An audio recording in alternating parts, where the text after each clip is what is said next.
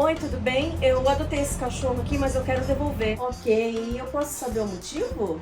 Ele solta muito pelo. Sim, porque ele tem pelos. E ele faz um cocô enorme. Bom, é de acordo com o tamanho dele, né? Todo mundo faz. E ele late também. Era pra mim. Ele tá destruindo a minha casa. Você tem tempo pra ele? Brinca, gasta energia, sai pra passear? O quê? Não, ele se vira. A caixa tá lotada de brinquedo. Cada uma. Tá bom, então. Me dá ele aqui que eu tenho um perfeito pra você. Ah, tá. Pode pegar. Olha aqui. Esse aqui é perfeito pra você. Não dá trabalho nenhum.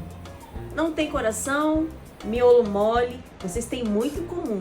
Ó, beijo. Vocês vão ser muito felizes.